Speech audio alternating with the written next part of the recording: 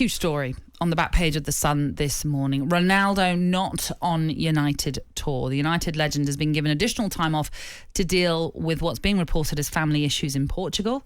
Erik ten Hag takes his players on a 17-day tour of Thailand and Australia today, and it's unclear yet if Ronaldo will join up with the squad later down the line. 2008 League Cup winner Jamie O'Hara was back on the sports bar last night, and he didn't hold back on his criticism of the Red Devils. Ronaldo's not turned up for pre-season training. He's not going on the pre-season tour. He wants out their top scorer. That, to me, says that they're an absolute shambles behind the dressing room and what's going on at the football club. And they keep trying to keep things under wrap. Ten Hag coming in. But this place is a mess.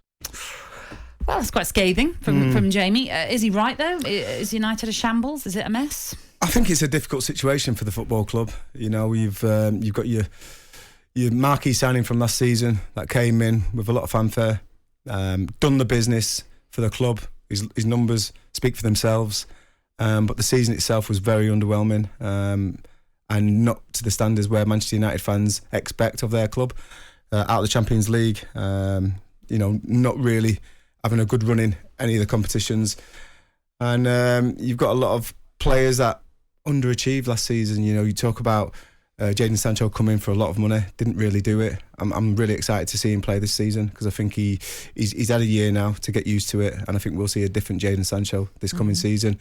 Marcus Rashford, for all the great stuff he'd done off the pitch, on the pitch he was a shadow of himself. And, you know, you've got to speak about Maguire. Maguire, the season leading up to the Euros was absolutely superb.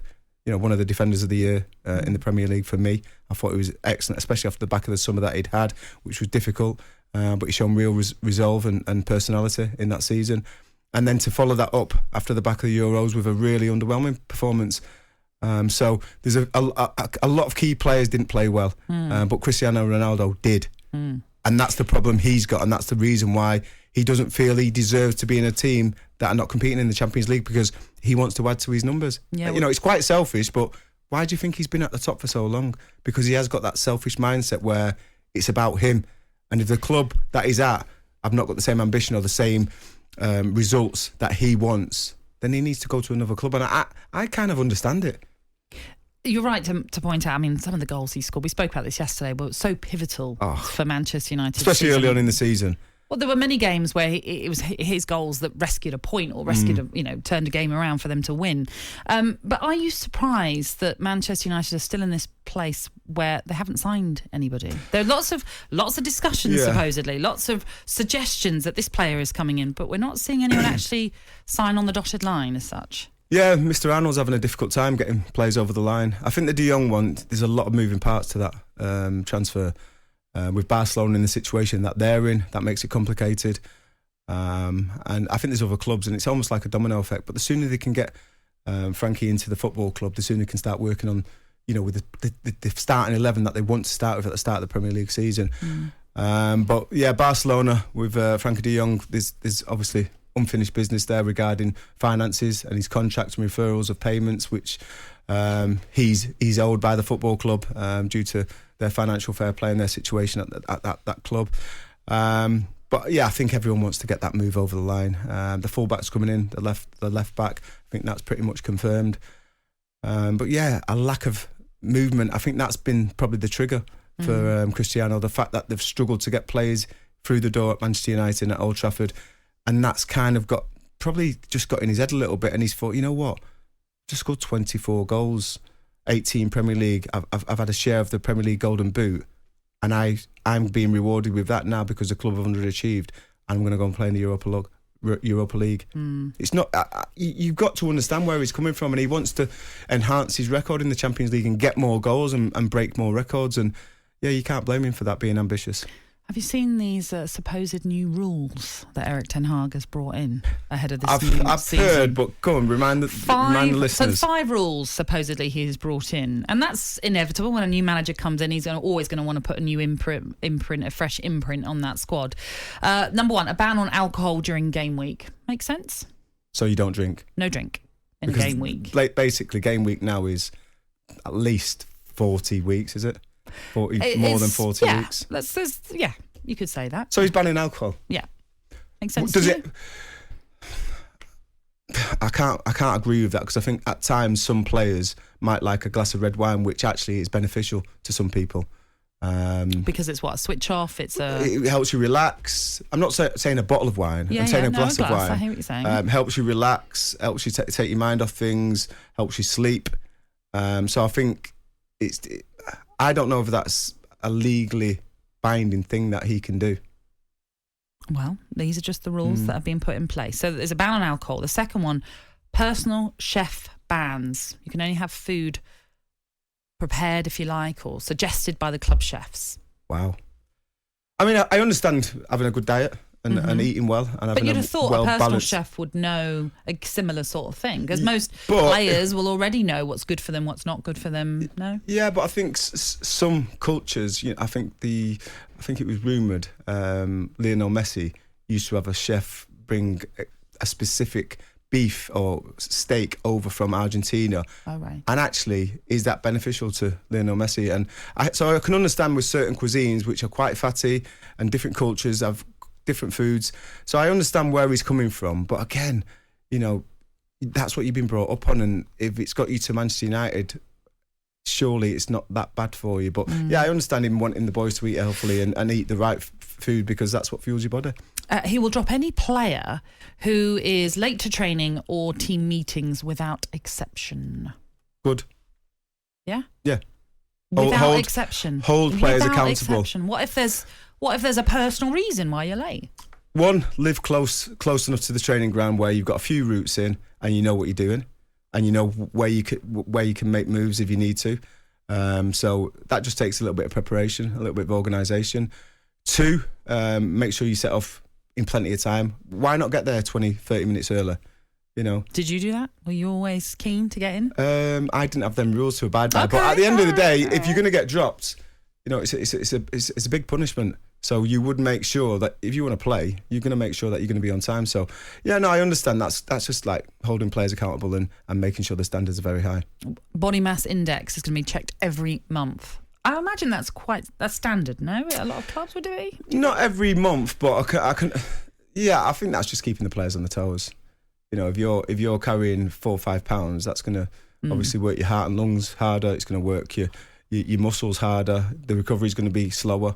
So if you want to be at your optimum weight, which all players should be now, the way the game's gone and how professional players are, I think that's a reasonable request, and it just makes sure that the players know there's no hiding place.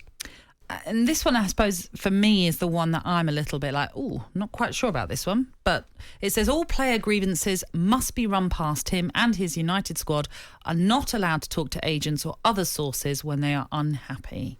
Loose lips sink ships. There's been way too much coming out of Manchester United, and I think this is a reaction to that. He's seen what's gone on last season, and obviously there's a snake in the grass where too many stories got out of Manchester United's dressing room. Fallouts, team news, and the rest of it, and it's unacceptable. It's almost like you're going against your team by leaking things to the media, and you shouldn't have to put that in. But sometimes you might not agree with something your boss is doing or saying, but you might want to talk to somebody else to just ask, am I right to feel like this? So if you can't do that, is that not a bit unfair on that person? Because but I think this, again, how can you approach Erik ten Hag and go, well, look, I don't quite agree with the way you're... Of course you can. The door's always open with a good manager. There's always a line of communication. I think this is basically saying But not all managers are great managers. No, but Erik ten Hag obviously wants that relationship with his players, and he feels that he can deal with most situations, because at the end of the day, he's watching the boys train day in, day out. Now, certain things that players do, whether it's sloppy play, whether it's giving the ball away too much, whether it's not working hard enough in training, whether it's being too slow in the fitness tests, he'll make mental notes, he'll make notes, his coaches will make notes, and then when that player comes in and knocks on his door and says, Gaffer, why am I not playing? He'll go, this, and this. Do all them better, and you'll be in the team. And I think, again, it's holding the players to account. But also, I feel players' agents are an extension of the player. So when they come out, an agent comes out and releases something to the media, if that's my agent, I'd say, okay, release this. don't release this. This is between me and you. I know, yeah. This is what goes on. So basically, it's saying don't be coming out, or don't your agent be coming out and saying things unless you've run it through us. Because if you do, you're going to get fined. Simple as that. How do you think, just lastly on this then, if you were a Manchester United player right now and a new manager comes in and all these new rules are put in place, how do you think you'd be feeling? Are you thinking, do you know, it's a fresh start, it's fine, I can follow these rules? Or are you one of those that might think, hang on, I don't need all these rules in place. I'm here for a reason. I was brought to Manchester United because X, Y and Z. Yep. I'm a top quality player. I disagree with some of these. How would you just get on with it? You have to follow what the manager says. When in Rome, listen, the manager's come in, he wants to be successful, and he feels that bringing these 5 different rules in are going to help the club, individuals within the club, and himself be successful. So you either jump on board or you start causing a little bit of a ruckus and you probably end up leaving Manchester United. So I would jump on board because I think it's an exact... I know they can go lower, but that's pretty much as low as Manchester United are going to get, I think. You know, the wealth, the history, the heritage at the football club, surely they can't get worse. So I think Erik ten Hag could be the start of things to get better for Manchester United. I like the style of football he plays. He comes from the Ajax Fort School of football, and you know it's similar. You know, because you look at Johan Cruyff and what he set up with Bobby Robson at Barcelona. It's a similar philosophy at Ajax. I think the only difference is the standards higher in the Premier League, and I wouldn't say it's win at all costs, but for some it is. But I don't think he'll ever go into that because he's an Ajax man. But it is more win at all costs at Manchester United because of the standards and the expectancy at the club. And I'm guessing these rules really are ultimately all about building respect for the manager. This is what I want. This is what I expect Manchester United now to be. Follow me and we may bring that success that's been missing for quite a while. 100%. talkSPORT Breakfast, waking you up Monday to Friday morning from 6 a.m. on AM, on DAB, via the talkSPORT app and on your smart speaker. talkSPORT.